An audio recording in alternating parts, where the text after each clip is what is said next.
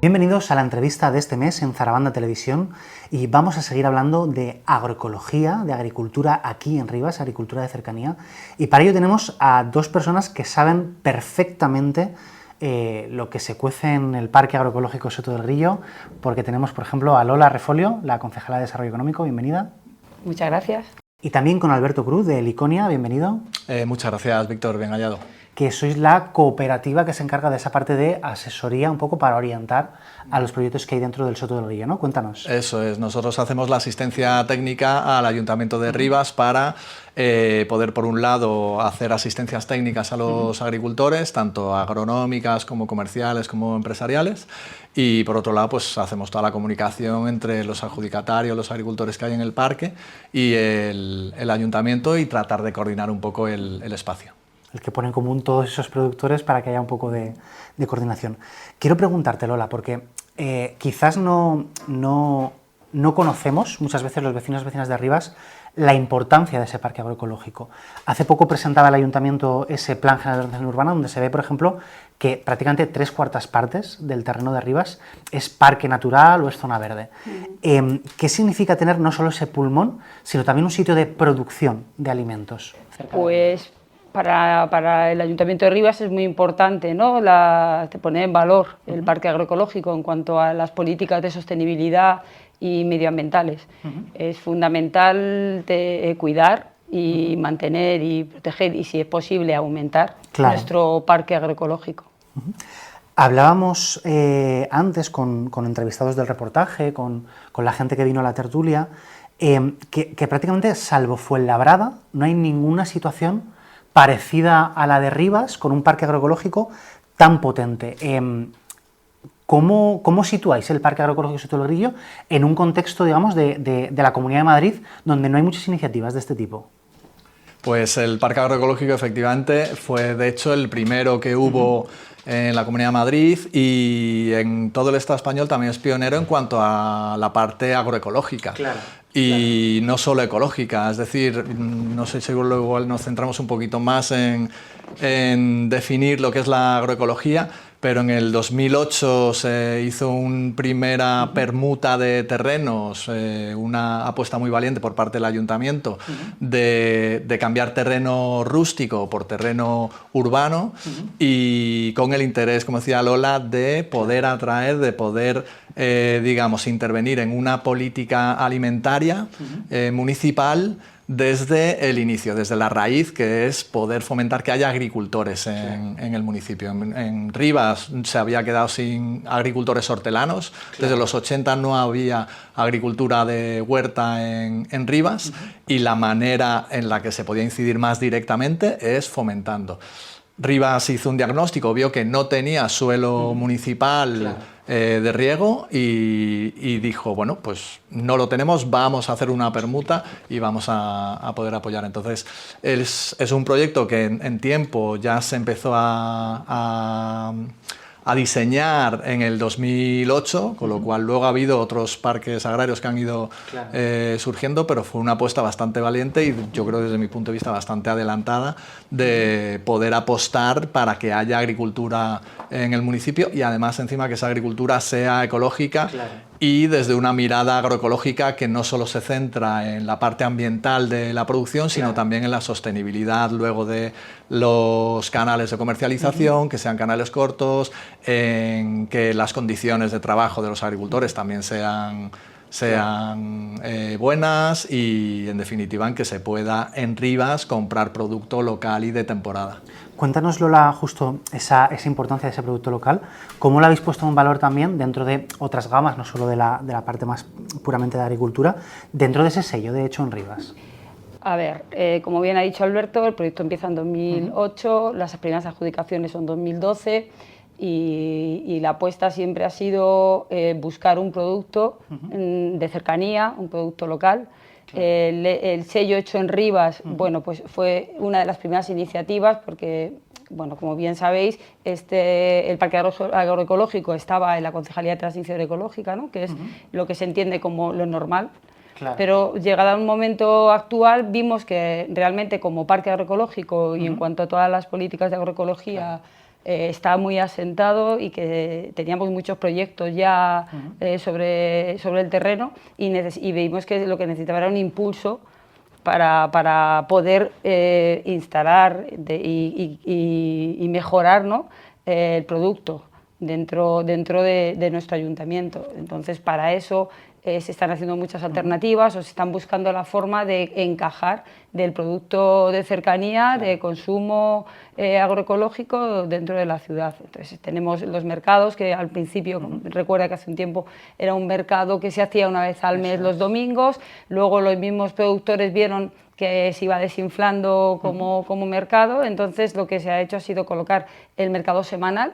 Hay una parte de agroecología en el mercado central de los domingos. Itinerantes, ¿no?, que hemos No, aparte en el mercado central de los domingos, en el que se sitúa en la avenida de Sanitarios, tiene una parte solamente para agroecología, ¿no?, donde se colocan los productores. Y este año hemos impulsado con como comentabas tu mercado nómada, ¿no?, un poco también para abrir las puertas a las vecinas, darles a conocer el Soto del Grillo y darles a conocer el producto de cercanía, independientemente que a todas y cada una de las ferias o donde tenemos oportunidad, ofrecemos a los productores que se instalen. Cierto que los primeros meses del arranque de este año del mercado nómada, pues ha sido muy complicado que tuvieran productos, claro, porque por la propia riada, en cómo ha afectado. En pero no tiene excusa los vecinos y las vecinas porque le vais a llevar el mercadillo más cerca todavía de casa.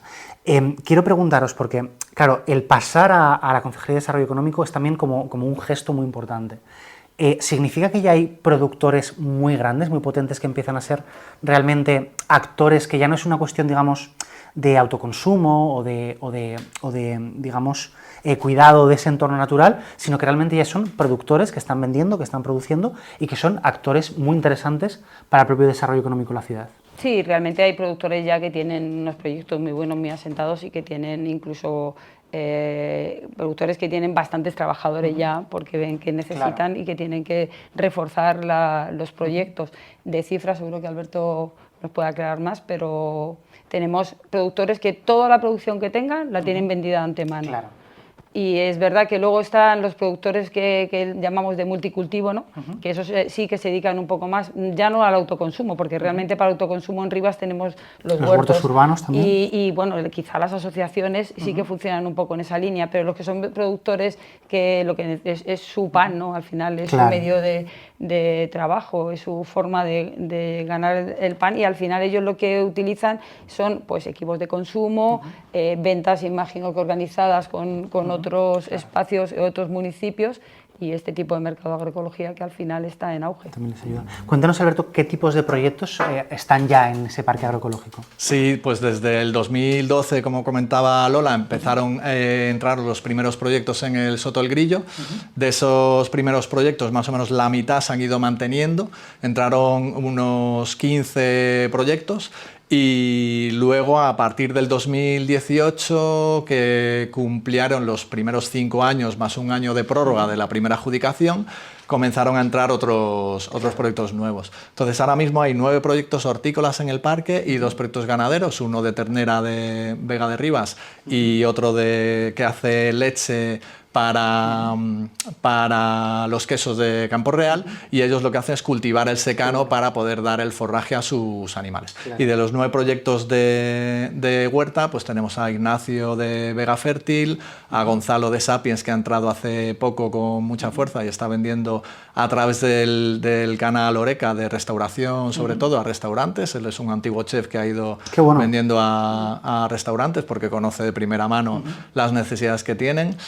Está también la tienda Kiva, que lleva también muchos años produciendo. Javier Sarasola lleva muchos años produciendo y se le ha adjudicado finalmente hace un año una parcela que ya puede gestionar él y la tiene cultivada ya casi a 3/4 partes de la parcela.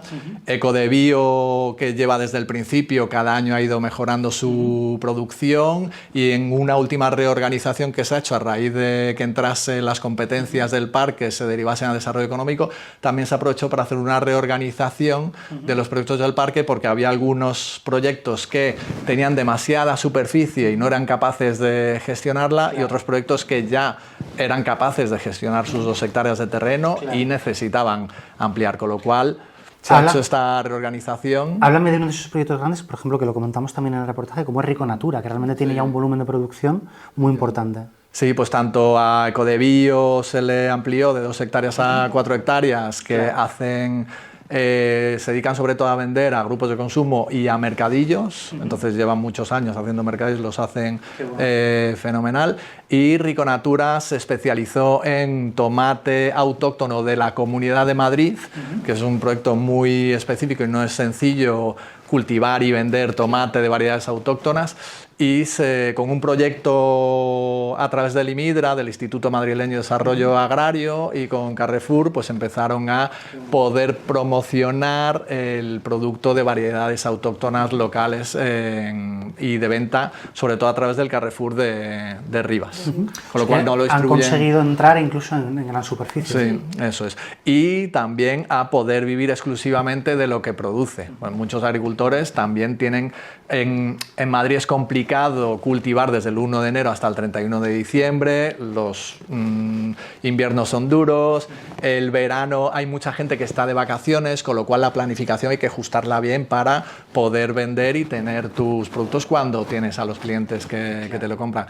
Y hay algunos productores que tienen que complementar con otros productores ecológicos, que está fenomenal sus productos, y en el caso de algunos productores simplemente venden lo que ellos producen. Y hay algo que has dicho, que es lo de que, claro, producen de temporada, digamos, que en invierno es mucho más complicado, pero eso es por el modelo, precisamente, más ecológico, más de cercanía, más pegado a esos ritmos naturales. ¿En qué contrasta, decirme los dos, esos proyectos, ¿no?, que todos tienen como bionatura o ecológico en el nombre casi, qué les diferencia, ¿no? ¿Cuál es esa forma, no sé si más tradicional o más sostenible, pero que contrasta con la agricultura convencional, sea lo que sea eso? Claro, en la agricultura convencional tiene muchas consecuencias negativas con respecto a muchísimos ámbitos de la realidad y del entorno. Por un lado, sin ir más lejos con el tema del cambio climático, pues un modelo de sistema alimentario en el que estamos trayendo kiwi de Nueva Zelanda, espárrago de Perú, cuando aquí en el norte tenemos kiwi, tenemos espárrago en Navarra riquísimos, incluso aquí hay 2 agricultores que ya tienen espárrago verde en el Soto del Grillo. Pues es mucho más sostenible el poder tenerlo aquí, además que las condiciones de trabajo de las personas a las que compramos directamente siempre van a ser mejores que las condiciones de trabajo de gente que está no ya fuera de nuestra Comunidad de Madrid, sino fuera de nuestro continente. Y en ese sentido es mucho más sostenible esta manera de hacer agricultura, y su planificación también permite el generar una mayor biodiversidad dentro del contexto. La agricultura convencional se centra en, no porque sean malos malísimos, sino porque al final el mercado económico, al final la economía es lo que mueve y lo que decide cuántos cultivos van a cultivar los agricultores. Pues si no les queda más remedio a los agricultores que cultivar 1, 2 o 3 cultivos como mucho, porque en Mercamadrid o en los mercados no le compran otro, o a nivel productivo es lo que a ellos les es rentable, pues al final están gestionando una parcela con muy poca biodiversidad, y en cambio los agricultores ecológicos y agroecológicos locales lo que hacen es planificar para tener verdura a lo largo de todo el año, ofrecer una gran variedad de cultivos, y eso genera una biodiversidad que permite que haya mucha mayor fauna auxiliar, la fertilidad de los suelos se puede mantener. Justo nos Hemos comentaba... hecho, sí. bueno, te comentaba que en el parque también se ha hecho un cálculo, ¿no? Se ha realizado un cálculo respecto a la eliminación del CO2, ¿no? Claro. Que ha resultado muy positivo porque se ha estudiado la eliminación del CO2 en superficie y se ha conseguido que se hacen 1.784 toneladas de CO2 al año. Bueno. O sea que es un trabajo que, bueno, para que nos hagamos una idea, son, si no recuerdo mal, 24,5 millones de kilómetros. Eso es. Que se recorrería un coche en un año, ¿no? Lo que la eliminación del CO2 que se hace solamente con el parque agroecológico. Claro, comentáis la importancia de la agricultura de cercanía, ¿no? Hablábamos, por ejemplo, con los compañeros de Ecologistas en Acción que estuvieron en la tertulia, de que, por ejemplo, producimos mucho aguacate en España que exportamos fundamentalmente a Europa y comemos luego aguacate de América Latina. ¿En qué momento ha habido este sinsentido, ¿no? de eso que se llama alimentos kilométricos, ¿no? Alimentos que recorren, decías, el kiwi también de otras zonas, ¿no? Que recorren grandes distancias con la huella ecológica que comentabas, Lola, sí, que recorren muchas veces transporte en barco, o en el reportaje, o en la entrevista en la revista nos comentaban de un mango que lo llamaban el mango avión, porque maduraba en el viaje transatlántico, ¿no? ¿Qué sentido, no ya económico, sino lógico, tiene este tipo de productos respecto a lo que empezamos a poder recuperar en el entorno de Rivas? Realmente yo creo que sentido no tiene ninguno, ¿no? Consumirlo así. Es verdad que yo creo que nos hemos arrastrado pues del capitalismo. Claro. Nunca mejor, o sea, es uno de los mejores ejemplos. Se abarata producto, no se cuida la tierra, las grandes producciones. Pues, evidentemente no nos aporta nada positivo. ¿Por qué se abarata el producto teniendo incluso que transportarlo en barco? Pues yo creo que al final es lo mal pagado que está sobre el terreno y lo fácil que es ahora mismo el transporte, ¿no? En cuanto a que lo ponen por encima de realmente el valor que tiene de cuidar lo cercano y de cuidar... Tenemos incluso prácticamente cada verano ejemplos de eso, del campo de la fresa, sí, o de otras zonas de España, donde es muchas veces mano de obra migrante que ni siquiera está regularizada, que ni siquiera tiene esos derechos laborales. Pues imagínate, si eso nos ocurre en España, imagínate que no va a ocurrir en otros países que no tengan los derechos de los trabajadores que intentamos pelear aquí, ¿no? Sí. Sí, es una agricultura la agricultura de kilométrica, como comentas, que tiene las patas cortas y tiene fecha caducidad también, porque depende, como toda la economía, depende del petróleo. Entonces, en cuanto el petróleo empiece a escasear y a ser más caro, va a ser más caro traer esos productos de lejos y nos tenemos que preparar.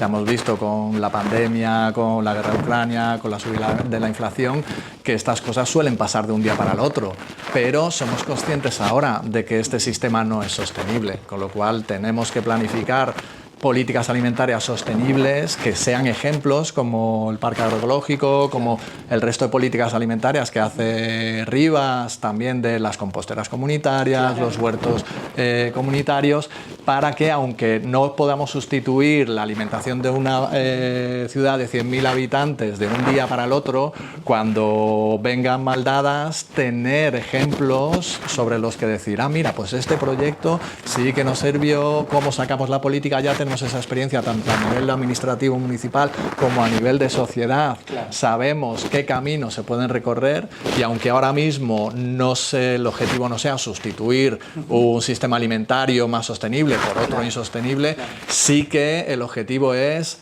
dar esa posibilidad futuro de decir, mira, es que el camino por aquí ya está trazado, no hay que inventarlo de nuevas. Claro.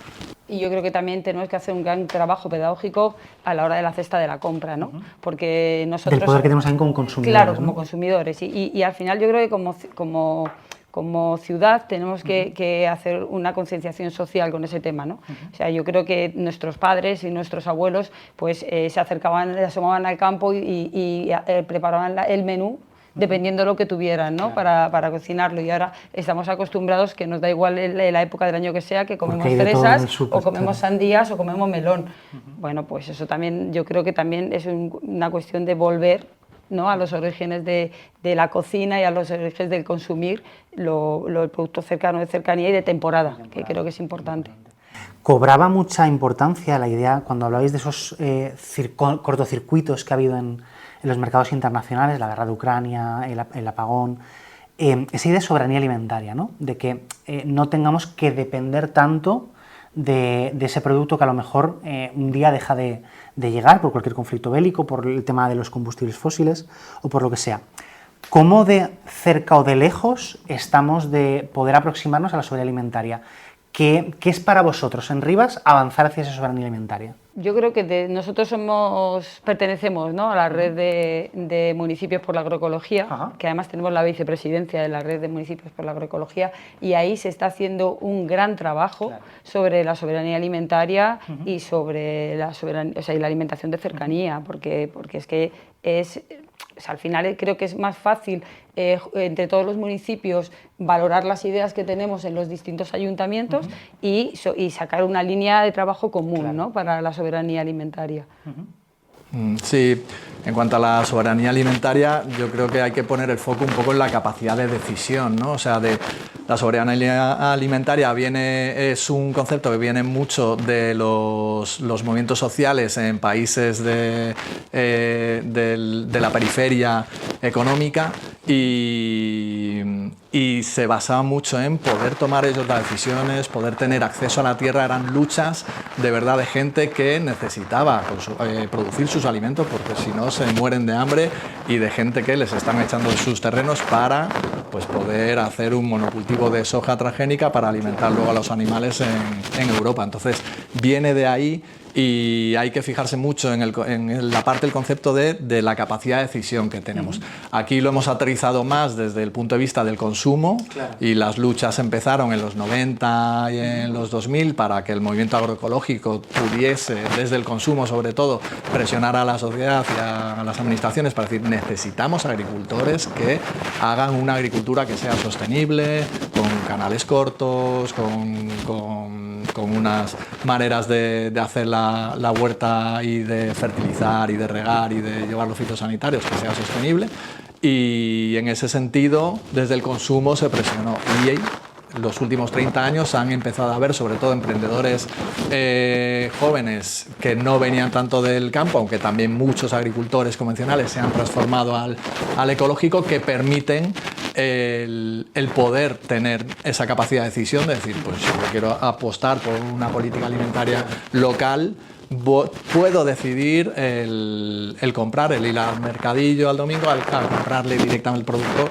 Entonces, en cuanto a la pregunta en concreto que decías de cuánto estamos de cerca, de lejos, digamos que abrir el camino, empezar ese camino y tener esas alternativas, y el que los agricultores puedan decidir de verdad si hacen un cultivo ecológico o lo tienen que hacer convencional porque ven que tal y como ellos saben hacerlo no les es viable, pues el que haya agricultores en el proyecto, en el caso concreto del Parque Agroecológico, que puedan hacer agricultura ecológica, y haya consumidores en Rivas que ya pueden tomar esa decisión, pues ya es un pasito que a nivel cuantitativo, en cuanto a hectáreas, producto y demás, no es muy reseñable, digamos, pero a nivel cualitativo es que ya podemos empezar a tomar la decisión. La gente que quiere tomar esa decisión de empezar a hacer agricultura ya tiene un espacio donde la puede hacer. La gente que quiere consumir ecológico y local en Rivas ya tiene donde hacerlo. Claro, y al final es un trabajo que se tiene que hacer, porque desde arriba no se hace, desde los propios municipios. Claro. Nosotros como ayuntamiento muchas veces las acciones que hacemos son pequeñas acciones, como decía Alberto, directas, de poner en contacto a los hosteleros con los productores, incluso intentaremos llegar, bueno, porque en la medida de lo posible, a los comedores escolares, ¿no? Claro. Porque al final nosotros lo que podemos hacer es tejer redes de comunicación entre los productores y los consumidores, ¿no? Y es de alguna forma hacer ese pequeña... ¿Y qué papel, Lola, te quiero preguntar, compete también a otras administraciones? Y te quiero preguntar también por la gestión más urgente que ha habido en los últimos tiempos, que ha sido la de la propia riada, que digamos que ha afectado a muchos de sus cultivos.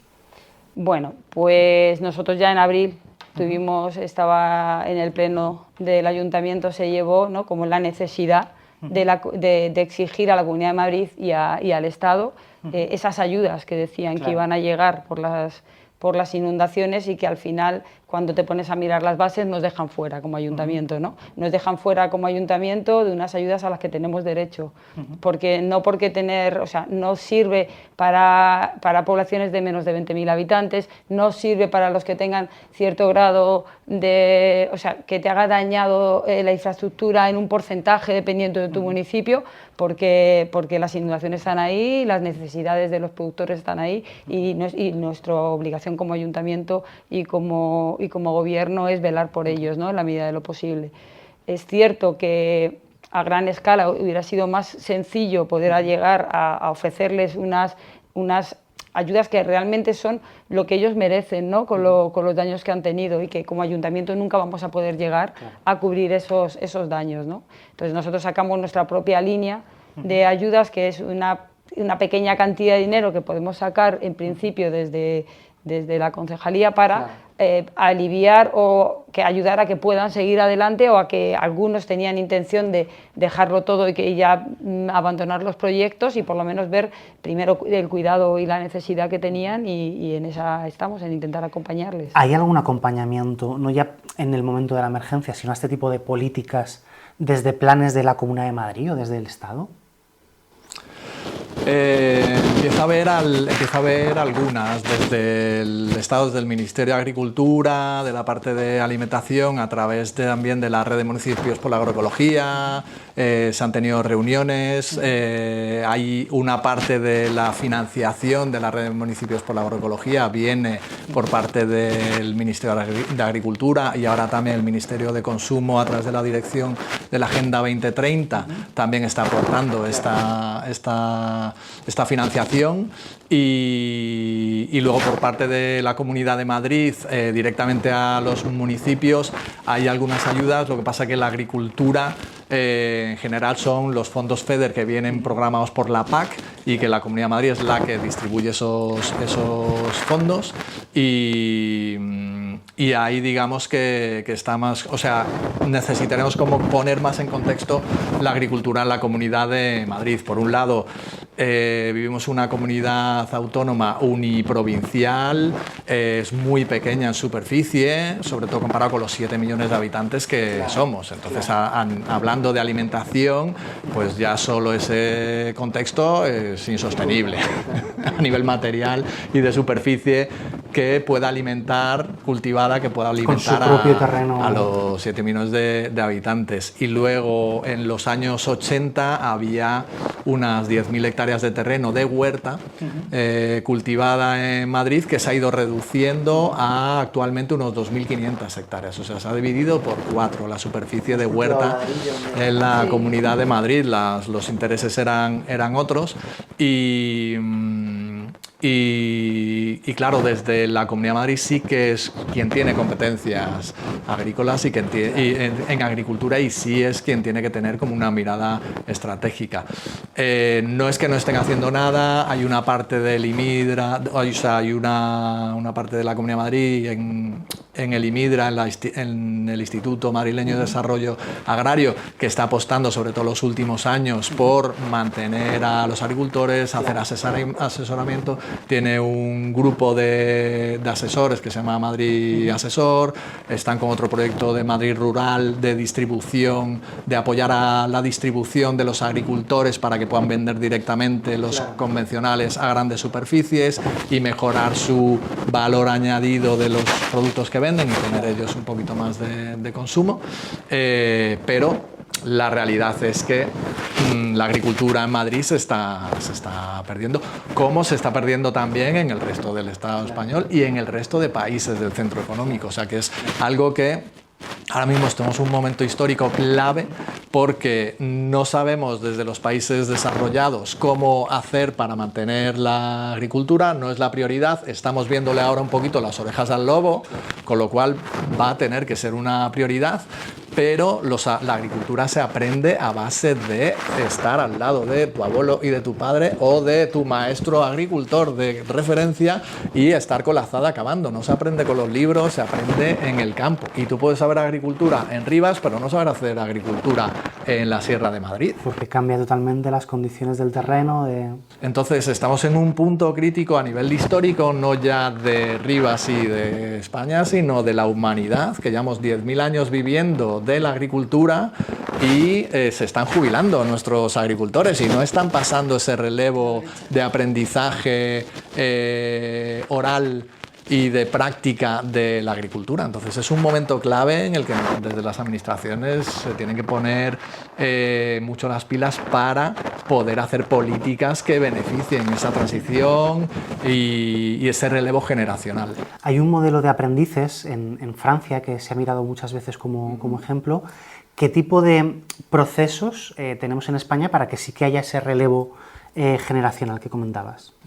Pues desde el parque lo que intentamos es hacer visitas con los productores, lo que pasa que no es fácil tampoco, los productores suelen tener una realidad muy apretada de tiempo, tanto los que vas a visitar como los que van a visitar, pues sí que intentamos fomentar o por lo menos ofrecer esas visitas y desde la parte técnica, todas las visitas que sí que somos capaces de hacer nosotros, intentar trasladarles los conocimientos a ellos. ¿Hola? Sí, yo en lo que comentaba Alberto, nosotros nos reunimos con la consejera de Agricultura a través de la red de agroecología, estuvimos haciendo un trabajo y hicieron unas promesas de ayudas un poco en la línea de la soberanía alimentaria y es verdad que se valora la brecha generacional. Como ayuntamiento lo que hacemos es intentar buscar las ayudas que hay en el resto de competencias, vamos, tanto estatales como de la comunidad y a través de la red que tenemos tejida con los distintos municipios, pues se va intentando acompañar, ¿no?, a los productores para ese tipo de ayudas que pueden surgir y luego además hay ayudas al emprendimiento que necesitan unas medidas en concretas, por eso lo de las 2 hectáreas, claro. Por eso lo de algunos querer ampliar para poder optar a otro tipo de ayuda, siempre se les hace un acompañamiento, claro. y se les intenta asesorar en ese sentido. Ahora os pregunto cómo puede alguien, ¿no?, participar de ese tipo de proyectos, pero quiero preguntaros primero, ¿cuál ha sido el impacto en los productores que ya están de esas riadas? A ver, primero, fue el caos, lógicamente. Yo creo que allí se vivieron momentos de mucha tensión, independientemente de los agricultores que veían cómo su trabajo y su proyecto se les podía echar a perder del todo. Cuando hubo un desbordamiento de los ríos, es verdad que nosotros como ayuntamiento priorizamos el proteger las viviendas y proteger los animales, entonces es verdad que algunos agricultores en ese momento, claro, de nerviosismo, en ese momento de caos, pues no entendían por qué estábamos haciendo ciertos diques, por qué se estaba haciendo un trabajo sobre el terreno de mandar el agua a sus parcelas. Claro.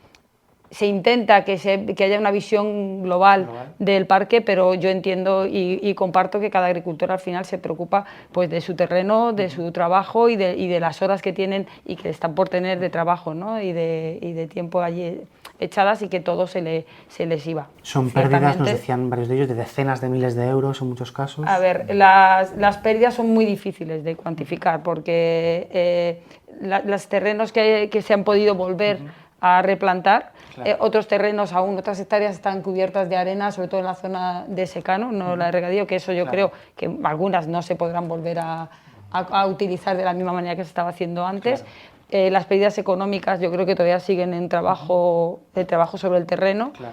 Además, allí yo creo que se daban varias situaciones, ¿no?, porque todo el mundo te decía, desde la parte fácil del desconocimiento, ellos tendrán sus cultivos asegurados, cosa que no es viable porque las personas que hacen multicultivo deberían de asegurar cada trocito de tierra que tuvieran con cada cultivo diferente. Es decir, tengo 2 serrilletes de ajoete, 2 serrilletes y claro, es imposible asegurar eso, ¿no? Los compañeros que hacen más monocultivo, como en el caso de Riconatura, ¿no?, que se dedica más al tomate en verano y al calçot en invierno, pues todo el calçot que faltaba por recoger, claro, se echó a perder, porque después de 3 o 4 días sumergido todo el terreno en agua, nadie le podía asegurar que ese calzote pasara los controles sanitarios y de calidad. Entonces es verdad que las pérdidas yo creo que están por cuantificar todavía. Los daños de mantenimiento, por así decirlo, de la parte que me toca, ¿no? Como concejala de mantenimiento, desde el primer momento se hizo un gran trabajo en el campo, pero como vuelvo a repetir, se hizo un gran trabajo de diques, de canalizar el agua para proteger las personas, las viviendas y los animales. Una vez pasada la riada, pues cómo evacuar lo antes posible las zonas que aún continúan inundadas. Se hicieron canales, se hicieron diques, pues para desaguar, ¿no? Y ahora el trabajo que se está haciendo es un trabajo de reconstrucción, de reconstrucción de caminos, por un lado, que eso todavía no estamos terminados, hemos avanzado bastante estas últimas semanas, sobre todo porque recuerda que después de las inundaciones hubo grandes semanas, o sea, o grandes lluvias o grandes días, o muchos días de lluvia después, con lo cual era imposible actuar, porque no se podía meter maquinaria de alto volumen si no te cargabas más los caminos, ¿no? Entonces, el trabajo real yo creo que ha sido a partir de mediados de mayo, finales casi, donde se ha podido intervenir ya directamente sobre los daños, ¿no? Caminos que fueron totalmente destrozados, el lavado de algunos de los cultivos de la tierra cultivada y ha tenido que empezar otra vez a meter el tractor sobre el terreno, que eso Alberto ahora nos puede decir cuántas horas llevan allí trabajando sobre el terreno con el tractor. Desde el ayuntamiento se hace pues un poco lo que es el compromiso, ¿no?, del mantenimiento de los caminos, la adecuación de los pozos y el acompañamiento. Es difícil como ayuntamiento poder subsanar los daños. O sea, no tenemos, como ayuntamiento, no podríamos subsanar el volumen de daños. Al final los agricultores pues saben los riesgos, nadie contaba con el desbordamiento de los ríos, pero yo creo que al final intentaremos seguir acompañándoles y que se vuelvan a recuperar y que algunos, que ya te digo, que en su momento pensaron en abandonar los proyectos, pues se pueden reponer. Sí, fue un golpe muy duro para ellos porque en marzo justo estaban terminando de cosechar toda la parte del invierno y se tenían que poner a cultivar. Entonces no ha sido solo la riada que arrasó en muchos sitios, claro, con lo que estaba plantado, y aparte hubo corrimientos de tierra que se llevó cultivos y riego entero. Y luego en la parte de secano, también en la parte de abajo, donde Antonio el vaquero de Vega de Rivas, entró el río totalmente y toda la arena ha cubierto partes importantes de las parcelas. Entonces esa parte habrá que ver qué dice Confederación, cómo se puede actuar allí. Y desde el ayuntamiento se han planteado unas ayudas un poco para intentar paliar lo mínimo imprescindible. Entonces, por un lado, se les va a devolver, digamos, a pagar el alquiler de la cuota anual del 24-25. Claro. Y completa de toda la anualidad, y luego por otro lado hacer una valoración de daños por superficie, tanto de secano como de regadío, y los que más cultivado tenían allí tenían más o menos 7.000 metros cuadrados y se les da una ayuda pues de unos 2.800 euros, más o menos 2.400, no recuerdo ahora muy bien, para los que tenían esta superficie adjudicada, que por lo menos al final pues serán unos 3.000 euros por parcela, que no cubren para nada los daños que han tenido y la pérdida de tiempo de no poder labrar, no poder plantar y estar 2 meses retrasados en los cultivos. Eso en el campo, cualquiera que tenga una empresa y tenga una baja y tenga que estar 2 meses hospitalizado sin poder moverse, sabe que las posibilidades de que tenga que cerrar su empresa son muy grandes, porque no puedes aguantar 2 meses de cerrojo. Y aquí han tenido cerrojo 2 meses. Entonces, bueno, pues por lo menos intentar paliar lo posible. Y seguiremos instando, como decía Alberto, tanto a la Confederación Hidrográfica como a la Comunidad de Madrid, cada uno que se reparta sus competencias.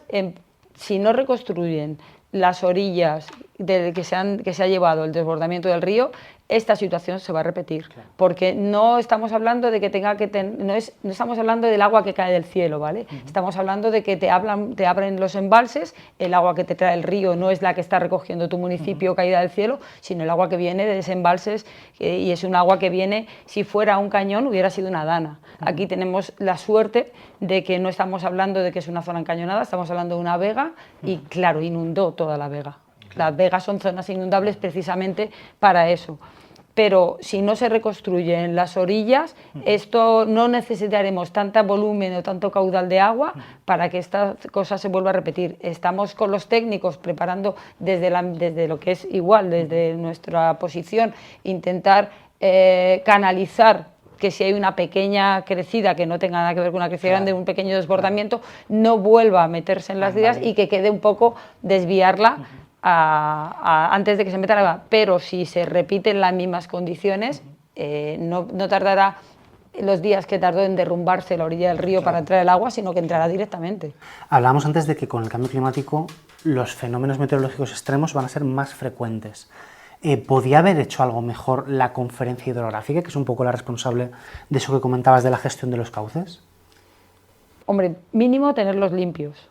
Que además eso, la Comunidad de Madrid es la que se tiene que encargar de supervisar que se limpia el cauce de los ríos, porque además como municipio no podemos intervenir en el cauce de los ríos. Algunas veces, tú sabes que hay algunas asociaciones de rivas que se dedican al tema de limpieza. Claro, entonces haces como pequeñas jornadas de limpieza de basura, pero no puedes tocar ni cortar nada que tienen que limpiar ellos, porque es parte de la vegetación que impide el buen funcionamiento del río o limpiar el caudal del río. Eso nosotros no podemos entrar. Nosotros lo que hacemos es limpieza de la basura que se genera en las orillas de los ríos.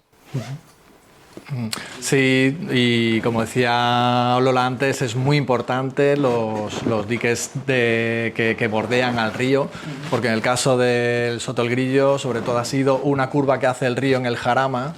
Entonces el río viene por aquí, tiene que hacer dos curvas, entonces en esta bajada de aquí se desbordó el río completamente. Entonces es un desborde que si tú aquí tienes un dique bien hecho, el río se canaliza y va perfectamente sin salirse y sin necesidad de desborde, porque al final este agua vuelve al mismo sitio y aguas abajo van a tener el mismo problema con el mismo caudal. En esta cuestión, en esta zona fue por esta curva que si en vez de tener 4 metros de altura el dique hubiese tenido 5, con un lomo de tierra justo reforzando en la curva, no se habría salido. De hecho, en muchas zonas el río no se salió y se salió donde no había taludes. Es decir, donde había un talud, que no hace falta que sea un talud puertario con diques de hormigón y nada, simplemente un talud normal. Igual en esta curva sí que hay que hacer algún refuerzo en un punto crítico, pero en el resto, donde se salió el río, era donde no había talud, es decir, donde tú ibas por el camino hacia el río y de repente te entras al río. En muchas zonas de los ríos, tú llegas al río y hay un pequeño talud que puede ser de 1 metro, 1,5 metros, no tiene que ser de mucho más. Es decir, la intervención no es un coste demasiado alto ni técnicamente difícil de hacer. Volvemos a lo positivo, si os parece. Sí. Quien quiera ahora dar ese paso de acercarse a la agroecología, ¿cuáles son los primeros pasos? Las primeras jornadas a las que puede acudir, las parcelas más pequeñitas, hablábamos que también hay huertos urbanos. ¿Por dónde empieza el que quiera acercarse a este mundo? Pues yo creo que lo primero que tener son ganas de trabajar la tierra, como decía Alberto, porque es verdad que se presentan muchos proyectos y que muchas personas que vienen de la universidad, ¿no? Luego les falta pues, el aprendizaje y el recorrido de la tierra. Para poder afrontar 2 hectáreas de terreno ya tienes que tener bien claro en tu cabeza qué es cultivar la tierra.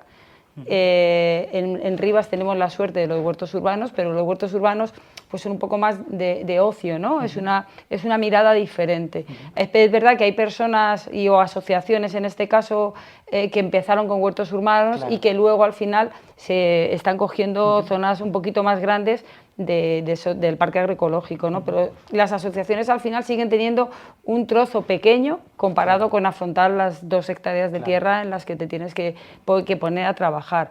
pero vamos, que proyectos ilusionantes y nosotros que vengan con ganas y que tengan las ideas claras y nosotros les haremos todo el acompañamiento para formar una cooperativa si lo necesitan, para darse de alta como autónomos si lo necesitan, para ver qué cabida burocrática tiene su proyecto y le haremos el acompañamiento también de arranque, porque al final muchas personas cuando llegan con los proyectos pues les falta pues eso, nociones de riego sobre el terreno, nociones de qué tipo de plantas o de dónde implantar, claro. Y yo creo que para eso el ICONIA hace un gran trabajo, que tiene muchísimos años de experiencia para ver qué proyectos son viables y hacerles un acompañamiento y mejora en esos proyectos. Sí, ahí en función, por un lado, si la gente quiere entrar, digamos, con más de proyecto de autoconsumo, una mirada más lúdica, pues en Rivas hay varias opciones, los huertos de ocio, el tema de las composteras comunitarias, que también el compost es un tema muy interesante, y luego en el Soto del Grillo hay 3 asociaciones, Ataraxia, Amor a la Tierra y Caléndula, que cualquiera persona que esté interesada puede ir allí, y son 3 asociaciones que llevan muchísimos años cultivando. Ataraxia además tiene la huerta de la Huerta del Este en Rivas Pueblo, y es gente que tiene ya mucha experiencia, con lo cual en la agricultura tienes que tener a alguien al lado que sepa más que tú para aprender de él. Luego, de gente que esté interesada en empezar a trabajar, lo primero es que si no se tiene experiencia tienes que llamar a la puerta de los agricultores que ya están en el parque, a ver si te pueden contratar, coger experiencia, conocer el proyecto, y luego pues lo suyo es, si todo ha ido bien, incorporarte a ese proyecto. Hay proyectos en el Soto del Grillo que han empezado y han ido gente a trabajar y se han incorporado incluso ya como socios del propio proyecto,